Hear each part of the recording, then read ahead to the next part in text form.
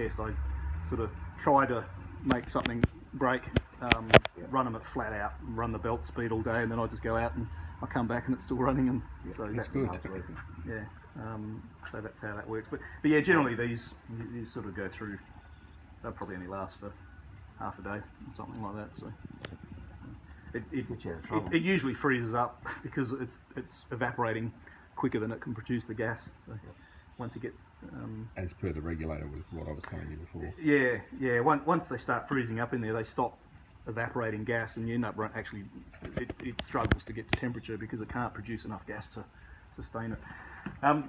All right, so this will always revert to the screensaver, which is on now. So when the oven is in the off position, this is the screen you'll get, and it's scrolling across there. We'll come back the other side. Press to resume.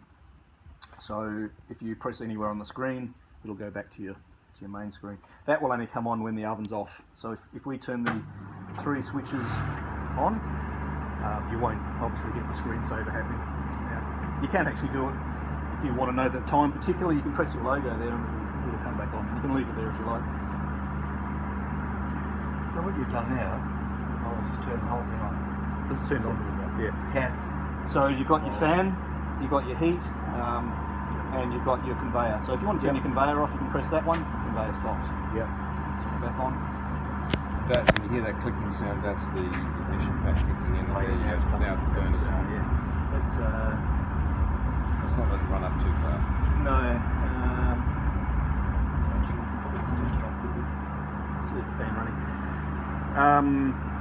Okay, so your 3 switches, your fan, heat, and belt. You need to turn them all 3 on. Obviously, you can turn the fan on like it is now, but you're not going to cook much. As soon as it's got the process. Yeah, as soon as you turn your heat switch on, it goes to this is running out. It goes to a 30-second pre-purge, which all ovens do. So after 30 seconds, it then goes through its ignition process. So the 30 seconds is there with all ovens. I think they call it a sweep time or purge time. And it's designed, if there's any unburnt gas in the oven, it dissipates it. So that's the theory behind that. Now, if you want to change your, I'll run it with the gas off. Now, what will happen now if I turn the gas off and I go and turn the oven on, it will count. There's a little count in the corner there. You're not really meant to see that, but it'll count to 120. If the oven doesn't heat up to 100 in 120 seconds, it'll come up with a check temperature error on the display. So, given if the heat was on now, yep. If the gas was working, Yep. it would do it under 120 seconds, heat up to the right temperature. Yep. And you won't get an error. Now, is it set to a temperature now? Yep. If you want to change your temperature, you press the temperature button here. Yep. It goes to your temperature screen. Okay. So that's the actual oven temperature. That's your set temperature. So it's set to 250, and you can hold it to go to 265 if you wanted to. What's recommended for these? You'd probably be between 250 and 270. It depends what your product is. So They should give make the same product. The staff come and change it at all speed times. Yeah. Temperature times. We don't with the Excel. Yeah. Never have. Yeah. So No, actually, once it's set up, we get a proper temperature. Yeah. Jason will fart around these and shit. Yeah. As I say, your settings there get committed to the EEPROM. So when you go home, even if your power goes off, it still remembers that. explain to him what an EEPROM is. Yeah, well, an EEPROM is on the MCU, the main control unit, and it's an electronic erasable read-only memories. Basically, it's an electronic. So the screen is constantly sending information to the MCU, and it says, "Hey, I'm on." And yeah, they basically communicate. There's two units: the screen and the MCU. So if this screen fails for whatever reason, the MCU says, "Hey, I can't see you. What's going on?" And it'll shut the oven down. The arrow's back. So that's your temperature setting, and that's your speed. Yep. Now your belt.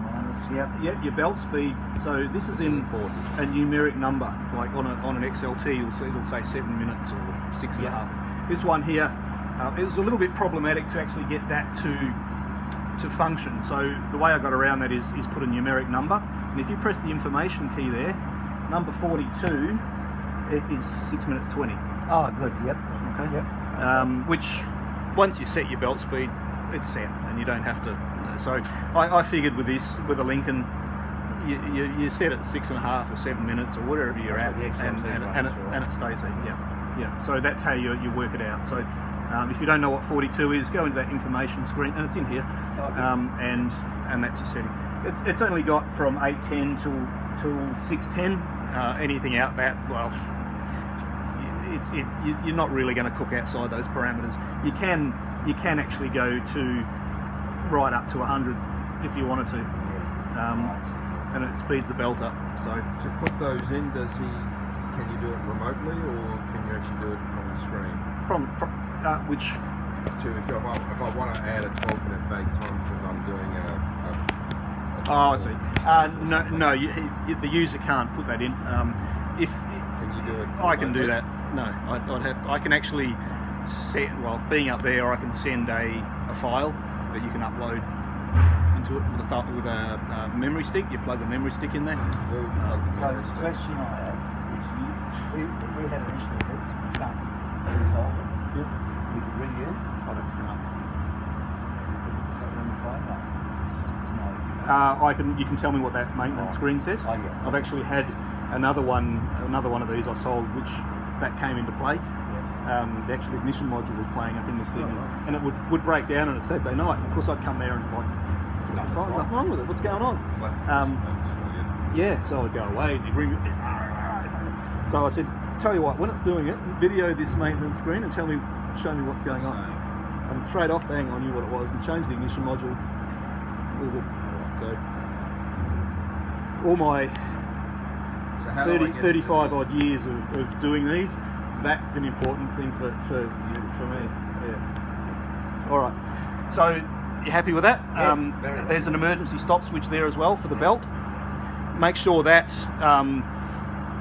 I'm not sure whether I'm going to keep on with that, because if that stopped and you go out, no matter where that switch is, the belt won't work. So if someone's accidentally pressed that switch for whatever reason, you go, the belt doesn't work, what's going on? Go in there and check that is on. All right. And now your belt's stuck. You'd probably never use it, to be honest. So, I mean, if you have a problem with a belt, you're not going to go into there and start mucking around pressing buttons. You'll just whack that, and so it goes off. So you can access the temperature through there if you want, or through there. Same with the belt. There's your belt there, or there. Same thing. You'll notice just on there that flashed. See if we can do that again. See that check temp? So that's one of the errors that will come up when there's no gas. And there's a few errors. If the temperature probe fails, there'll be an error. It'll say that will flash up on the main screen. Yeah, it'll come up in here as well. It'll be a yellow indicator, like that's F20.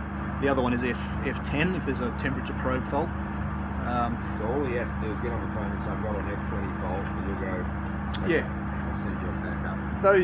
Those particular errors will also show up, actually in this version. I'm not sure if they do. I don't think they do in this version. But anyway, they'll show up in there. And so you'll also get wait temp low. When the oven is ready, it'll say ready across there. And when it's cooling down, so at the end of the night when you shut the oven off, same with most ovens, it'll have a 15-minute cool down, and it'll say it in there, cool down active. We won't do it now because Take that long to cool down.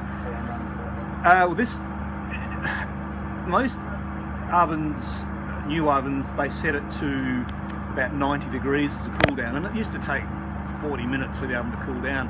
I got around that. I just changed it to 118, which is a bit higher, and it doesn't take anywhere near as long. So energy conscious. It's pointless running it down to 90. There's just no benefit to that. That fan motor is fairly cool by then. This filter here, you can rip that out. This is actually the same as XLT. Yeah. So that's important to keep that clean in here, because you don't want all the electronics to get dust on it. I'll just take this. Yeah, sure.